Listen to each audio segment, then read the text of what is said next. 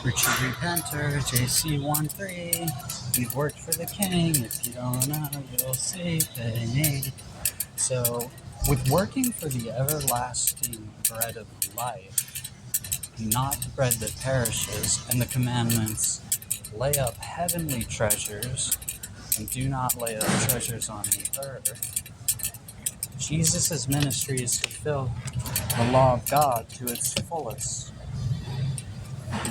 What this law of God says in its essentials is to love God with 100% of all you are, and to love your neighbor as yourself, which would be 50% of your wealth, or treat them to the same lifestyle you're treated to. In numerical sense, this is like, if I live on $10,000 a year, I should be giving $10,000 a year away.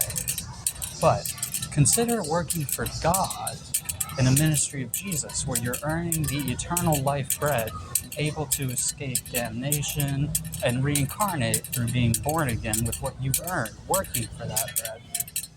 Then a minister who does this is usually paid $60,000 to $120,000 a year. You have to forsake your homes and your lands for it. Let's say someone has a home of $300,000.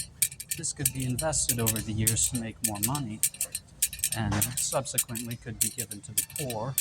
Either way, you're commanded to forsake these things.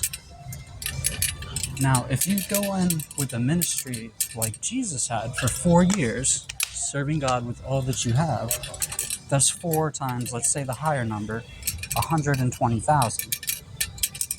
It's $480,000. A $300,000 home can probably make 10% every year when invested. So 4 years down the road, you're looking at $420,000 plus the number that you would have gained from your wages, $480,000. That's about $1 million, enough to purchase a McDonald's, which yields $150,000 a year profit. When you've given all to God for this, then you are fulfilling the law in a way that would allow you to forgive the sins of others, because other people are not giving 100% to God and 50% of their wealth away. You therefore have already done it for them. Jesus, having come to fulfill the law of God, was in likelihood offering sacrifice, as the law said, for others, which would be his ability to forgive sin, which he was doing without going to a cross. People take that out of context, the whole cross thing, but I've explained here that that's because he was competing with the forgiveness of sin, which required sacrifice, by saying he could sacrifice for others, or he could forgive sin, in layman's terms.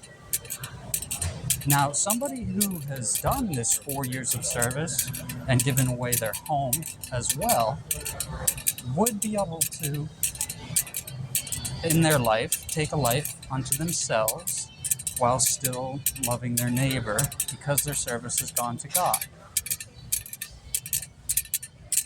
They've already fulfilled the law.